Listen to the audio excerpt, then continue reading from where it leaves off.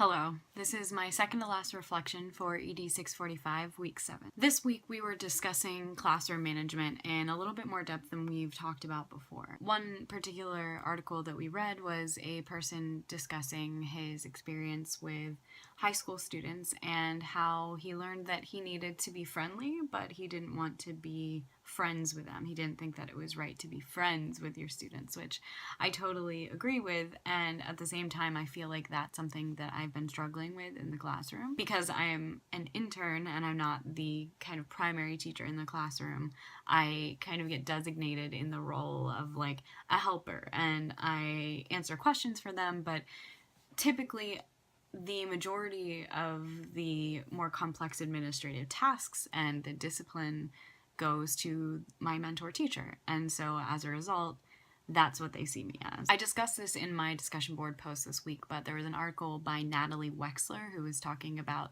student teachers who went through a residency program before going into their own classroom, and the ways that it helped and the ways that it didn't. So I currently am getting a lot of experience with lesson planning and figuring out how to be flexible and adjusting my lessons and figuring out what works with the students and how to communicate with the students, but I'm not getting the hands-on with kind of the harder stuff that some of my peers that are in their own classrooms are getting. So they're having to deal with the more intense behavioral problems and dealing with parents and all of these things that I don't have to deal with yet, and that through the checklist that we have to finish, I will eventually have to deal with parents. There's definitely something to be said for the fact that a residency program like what I'm doing doesn't kind of immediately throw you into the fire in the way that people who are getting their certification while teaching, who have this conditional position, would get. I also talked about this a little bit in my post, but my approach to classroom management at the moment is very much centered on prevention.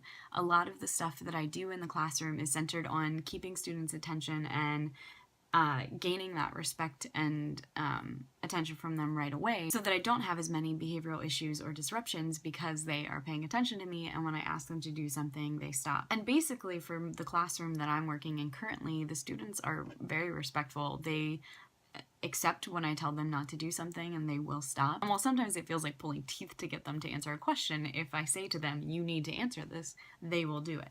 Now, I know that not all classes in the school are like that, and I know that starting next semester, when I'm in the school full time, I will have a more challenging class, at least one more challenging class, and so maybe I will get that experience. I'm obviously not hoping for more disruptive behavioral problems, but I think that it's something that I will get, and at least I'll get that experience. One problem that I am currently running into, though, is just this problem of motivation and this problem of students not necessarily being disruptive, but just in general not wanting to do the work. And I think maybe a lot of it is coming up to the holidays. It's going to be Christmas soon, and a lot of the students are just ready to be on vacation. It's been a long semester and a tough semester so far. I mean, we've been going through probably the most dense and difficult content that we're going to go through, the biochemistry unit, and the students just had to take a benchmark, and I feel like they're feeling a little bit demotivated and like they need to have a break.